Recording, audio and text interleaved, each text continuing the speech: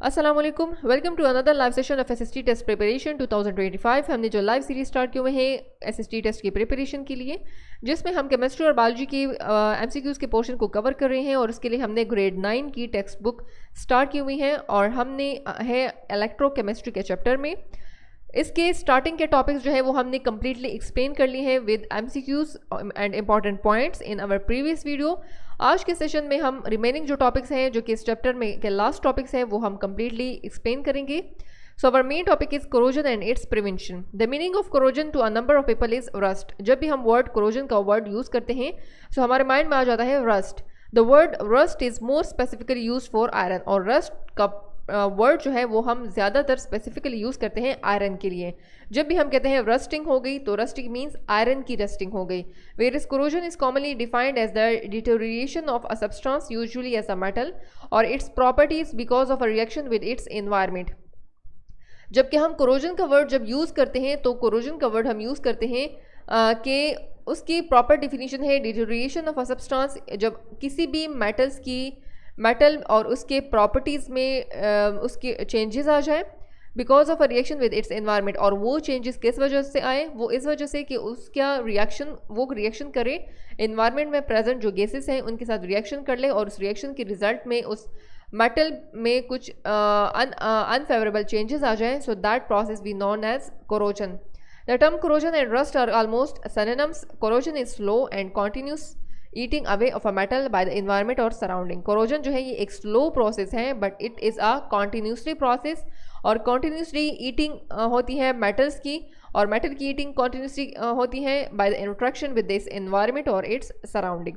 Corrosion usually start at the exposed surface of the metal. Corrosion start होती है metal के exposed surface से और फिर स्लोली एंड ग्रेजुअली वो स्प्रेड हो जाते हैं to the entire surface. Corrosion is a naturally occurring spontaneous phenomena and it drives the material to its lowest possible energy state. Corrosion जो है ये एक spontaneous process है, continuous process है, but this is a slow process and it drives the material to its lowest possible energy state. It is an oxidation reduction process which takes place by the action of air in the presence of moisture with the metal. ये एक oxidation reduction process है जो कि start होता है by the action of the air in the presence of moisture with the metal. जब environment में moisture हो, एयर का रिएक्शन हो विद द मेटल्स के साथ, तो ये कोरोजन का प्रोसेस जो है ये स्टार्ट हो जाता है। The most common example of corrosion जो है वो है is the rusting of iron. Rusting of iron जो है this is the most common and widely used example of corrosion. Then what is rusting of iron? The corrosion of iron is commonly known as rusting. जब iron की corrosion को हम commonly कहते हैं rusting. The necessary condition for rusting is moisture and air. अब इसके लिए जो conditions हैं जो इस process को start करते हैं, so that one is moisture or air. There will be no rusting in water vapors free of air or air free from water vapors. अगर एयर में वाटर वेपर्स ना हो सो हमारे पास कोई रस्टिंग का प्रोसेस नहीं होगा। Iron rust by combining with oxygen in the presence of water to form brown hydrated mass ferric oxide.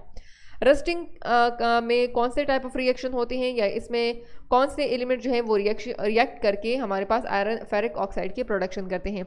So oxygen जो है ये कंबाइन होता है in the presence of water to form brown hydrated mass. Iron जो है ये reaction करता है ऑक्सीजन के साथ in the presence of water और ये बनाता है hydrated mass of ferric oxide, यानी आयरन का कलर चेंज करके उससे ब्राउन रस्टी लाइक मटेरियल बनाता है। And this is formed because of the reaction of iron with the oxygen. और इन दोनों की रिएक्शन के रिजल्ट में हमारे पास फेरिक ऑक्साइड की प्रोडक्शन हो जाती है and the colour of iron change into brownie mass like substance and which is called rust. The chemistry of rusting dents and stains are the sites for the process of rusting. These sites are called anodic region.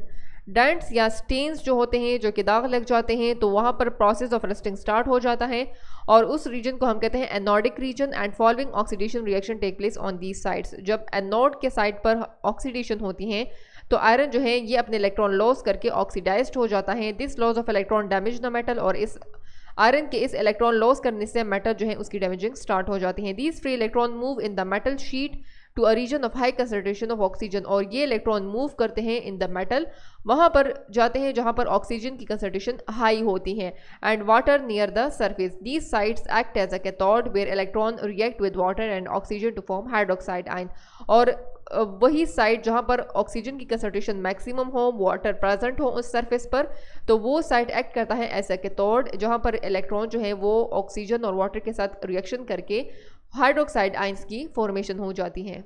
Then iron जो है is further oxidized by atmospheric oxygen to form hydrated iron +3 oxide which is rust. फिर iron जो है ये +2 से +3 further इसकी oxidation हो जाती है, ये फर्दर इलेक्ट्रॉन लॉस करता है। वही आयरन +3 फेरिक आयन जो है ये हाइड्रोक्साइड आयन के साथ रिएक्शन करके रस्ट की फॉर्मेशन हो जाती है, फेरिक हाइड्रोक्साइड आयन की फॉर्मेशन हो जाती है। And the rust mass is soft and porous in nature and therefore can not prevent further atmospheric action. Rust जो है ये सॉफ्ट है and this is porous in nature and can not prevent further atmospheric action. और इसी तरह जब rust की formation हो जाती है तो फिर वही प्रोसेस जो है वो कॉन्टिन्यूसली स्टार्ट हो जाता है। अब हम इस कोरोजन को कैसे प्रिवेंट कर सकते हैं? Corrosion can be prevented by a number of methods depending on the circumstances of the corroded metal. Corroded metal पर डिपेंड करता है कि हम इसके लिए कौन से मेथड यूज़ करें ताकि कोरोजन की प्रिवेंशन कम से कम हो, कि ताकि कोरोजन को हम प्रिवेंट कर सकें। Corrosion prevention techniques are generally classified into 6 groups. These techniques are following. इस corrosion की prevention के लिए हम जो है वो different techniques यूज़ करते हैं और इन methods के थ्रू हम जो है corrosion को prevent कर सकते हैं। The first one is removal of stains. The region of stains in an iron act as the site for corrosion. Iron पर जब भी कोई स्टेन रीजन होता है तो वो कोरोजन के मेन साइट होता है और वहीं से कोरोजन का प्रोसेस स्टार्ट होता है। When the surface of iron is properly clean, जब हम आयरन को हमेशा साफ रख के प्रॉपर उसकी क्लीनिंग करें और उससे स्टेन्स को रिमूव करें, so it prevent the process of rusting. तो इसी तरह हम रस्टिंग के प्रोसेस को प्रिवेंट कर सकते हैं। सेकेंड नंबर है paints and coatings. Paints and other organic coatings are use to protect metals from the corrosion effect. इसके अलावा पेंटिंग से या दूसरे ऑर्गेनिक कॉटिंग को यूज़ करके हम मेटल्स की प्रोटेक्शन करते हैं कोरोजन से। Beside this modern paints contain a combination of chemicals called stabilizer. इसके अलावा मॉडर्न पैंट्स में जो है डिफरेंट केमिकल्स की कॉम्बिनेशन होती हैं जिसको हम कहते हैं स्टेबलाइजर्स। ये स्टेबलाइजर जो हैं ये This can provide prevention against not only corrosion but also against weathering and other atmospheric effect.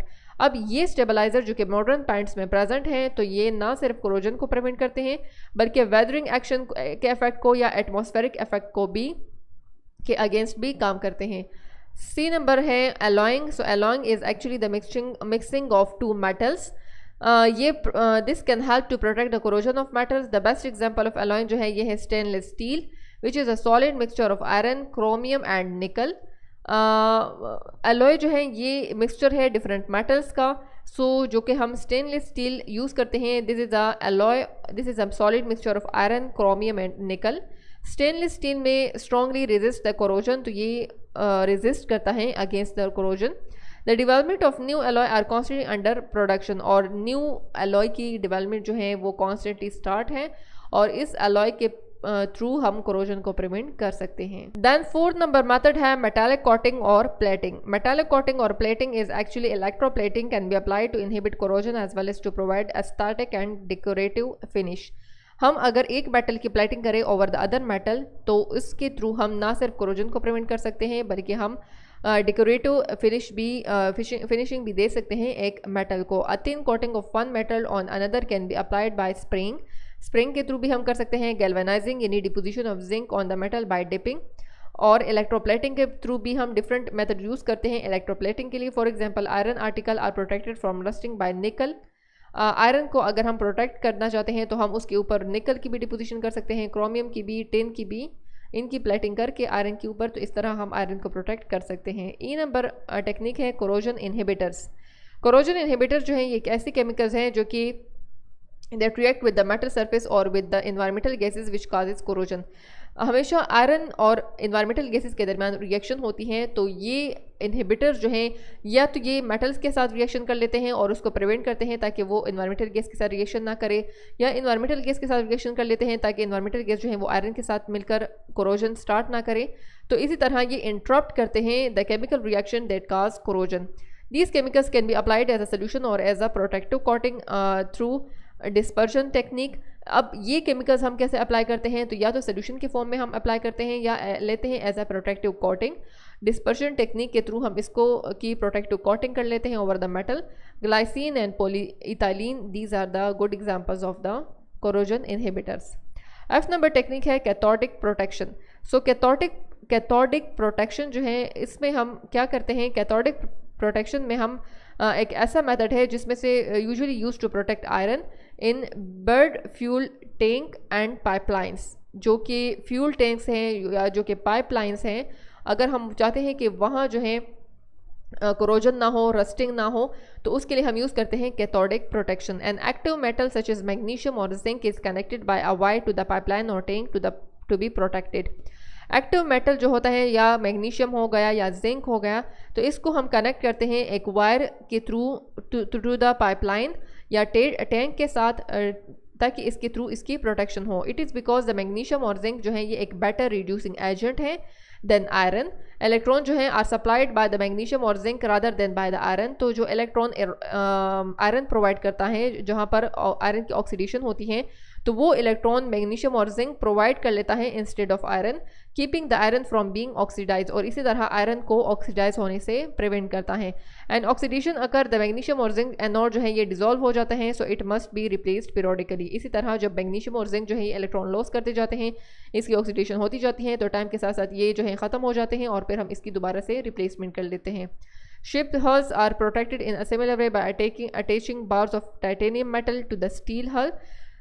Ships होते हैं जो कि सी वाटर में मूव करते हैं, सो इसको हम इसी तरह प्रोटेक्ट करते हैं। टाइटेनियम बार्स जो है इसको अटैच कर लेते हैं टू द स्टील, इसकी शिप की स्टील के साथ। In a salt water the titanium act as a anode. तो सी वाटर में हाई कंसंट्रेशन ऑफ सॉल्ट होता है, तो वहाँ पर टाइटेनियम जो है वो एज एनोड काम करता है and is oxidize instead of steel hull. और जहाँ पर टाइटेनियम जो है एक्ट एज एनोड, और वो स्लोली एंड ग्रेजुअली उसकी ऑक्सीडेशन होती है, और ये जो है स्टील या आयरन को जो है वो उसकी ऑक्सीडेशन से प्रिवेंट करता है। Next topic is electroplating of tin, zinc, chromium on steel. Electrolytic process in which a thin layer of one metal is deposited on another metal surface. Electroplating actually एक ऐसा process है जिसमें से हम एक metal की thin layering of deposition करते हैं on another metal surface. Metal ion जो है is reduced by passing electricity. Metal ion की हम reduction करते हैं current को pass करके, and a solid metal जो है उसको हम deposit करते हैं on its surface, and this process known as electroplating. In an electrolytic cells, the metal which is to be deposited is made anode. वो metal जिसको हम डिपोजिशन करते हैं, जिसको हम डिपॉजिट करते हैं, तो वो बना होता है एनोड। ये पॉइंट आपको याद होना चाहिए कि जिस मेटल की हम डिपोजिशन करते हैं वो एनोड होता है, and cathode is made of metal ion which on which deposition take place. और जिस मेटल पर डिपोजिशन हो रही है, सो वो है cathode. The electrolyte is an aqueous solution of salt of the respective metal which is to be deposited on the metal. और जिस मेटल की हम डिपोजिशन कर रहे हैं, तो उसकी ही aqueous solution को हम लेते हैं एज अ इलेक्ट्रोलाइट। अब पर्पस क्या है इलेक्ट्रोप्लेटिंग की, तो वही पर्पस है कि ये प्रोटेक्शन देता है। हम इनर मेटल को प्रोटेक्ट करते हैं by electroplating from the atmospheric effect, so that is from corrosion. Example है निकल एंड क्रोमियम की are deposited over iron to prevent from it from corrosion. Second number है repair to weld the broken parts of the machinery by depositing the metal on it. जब हम broken parts की यानी इलेक्ट्रोलिटिकली machine की अगर broken parts हो, उसकी हम दोनों को वेल्ड करना उसकी वेल्डिंग करना चाहते हैं, रिपेयरिंग के लिए हम डिपोजिशन करते हैं डिफरेंट मेटल्स को on that broken parts. Third number है decoration, so to deposit the noble metals like gold and silver on an inferior metal to enhance its beauty. इसके अलावा जब हम नोबल मेटल्स यानी गोल्ड है हो गया या सिल्वर हो गया, उसको हम किसी मेटल पर डिपॉजिट करना चाहते हैं उसके डेकोरेशन पर्पस के लिए या उसकी ब्यूटी को इन्हांस करने के लिए, so that is also the purpose of the electroplating. Next is procedure of electroplating. So अब इलेक्ट्रोप्लेटिंग का प्रोसीजर क्या है। In electroplating the metallic substance to be electroplated is cleaned with sand, washed with caustic soda and at last thoroughly washed with water. सबसे पहले electroplating में जो metallic substance है जिसकी इलेक्ट्रोप्लेटिंग हो रही है, तो इसको सबसे पहले हम साफ़ करते हैं विद सैंड से साफ़ करते हैं, then wash with caustic soda, फिर कास्टिक सोडा से उसकी वॉशिंग करते हैं और एंड में पानी से उसको कम्प्लीटली साफ़ कर लेते हैं। दिस क्लीन सब्सटेंस जो है ये बना होता है कैथोड।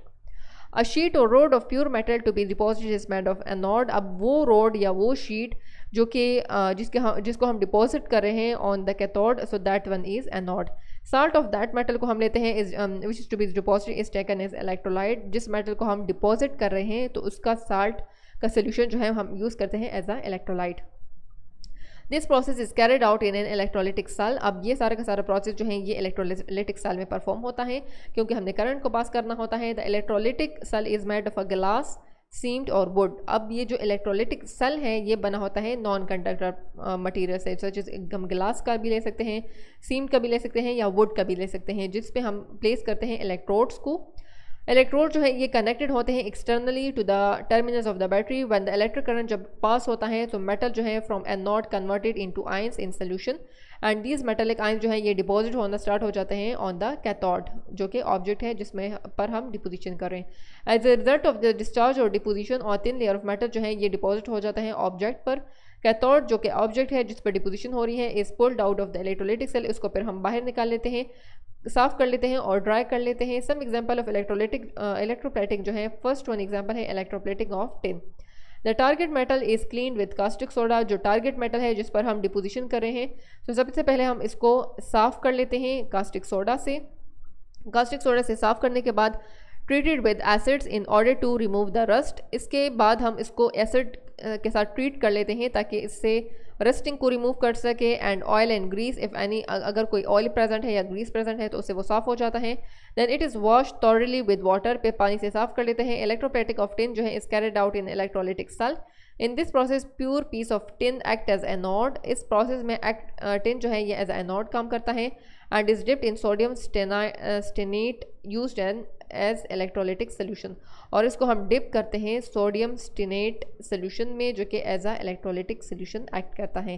कैथोड क्या होता है? कैथोड वो ऑब्जेक्ट है जिस पर हम डिपोजिशन कर रहे हैं, so is to be coated with tin. When the electric current is pass through the cell, जब इलेक्ट्रिक करंट पास होता है तो इलेक्ट्रिक करंट पास होने से आयंस जो है उसकी डिसोसिएशन हो जाती है और आयंस की डिसोसिएशन होने के बाद the object to be the anode start dissolving. Anode की डिसोल्यूशन स्टार्ट हो जाती है और इसकी कन्वर्जेंस टिन कैटाइंस में इसकी फॉर्मेशन हो जाती हैं। These cations ions move toward the cathode, और ये कैटाइन जो है ये कैथोड की तरफ मूव करना स्टार्ट कर लेते हैं। At cathode they discharge and deposited on the object.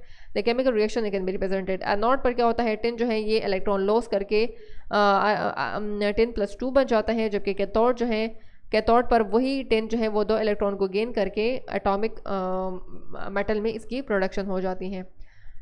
So this is the diagram of electroplating of tin, and this is the strip of tin metals and tin chloride solution. This is the tin chloride solution जहाँ पर वही solution हम लेंगे जिसके हम electroplating कर रहे हैं। यहाँ पर 10 atoms हैं and this is the strip of iron metal, और ये जो है iron metal का strip है। This is a power pack जहाँ पर electrodes के टर्मिनल बैटरी के टर्मिनल के साथ कनेक्टेड है।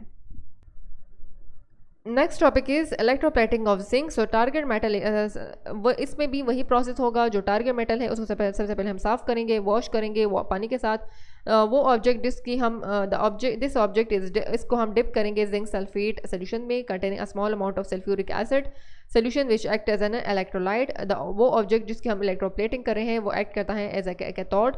जब एनोड जो है is made of zinc metal plate और रोड, क्योंकि एनोड जो है वो जिंक से बना है और जिंक की हम डिपोजिशन कर रहे हैं, यानी जिंक को डिपॉजिट कर रहे हैं। जब इलेक्ट्रिक करंट पास होता है तो जिंक जो है एनोड पर डिजॉल्व होना स्टार्ट हो जाता है और जिंक प्लस 2 आयन की फॉर्मेशन स्टार्ट हो जाती है। वही इलेक्ट्रॉन मूव होते हैं to the cathode.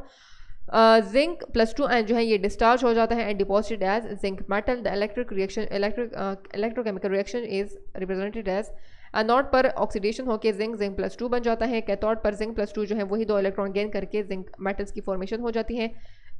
Next is electroplating of chromium. Chromium में क्या होता है, वही chromium is carried out in electrolytic cell में प्रोसेस होता है। इस प्रोसेस में प्योर पीस ऑफ क्रोमियम जो है ये एज एनोड करता है क्योंकि इसकी डिपॉजिट होगा ऑन अनदर मेटल, और डिप होता है क्रोमिक एसिड सोल्यूशन में containing small amount of sulphuric acid. वो ऑब्जेक्ट जिसकी इलेक्ट्रोप्लेटिंग हो रही है उसको हम लेते हैं एज ए कैथोड। इलेक्ट्रोलाइट जो है ये आयनाइज हो जाता है, क्रोमियम प्लस 3 आयंस की प्रोडक्शन हो जाती है जो कि एज ए कैथोड काम करता है।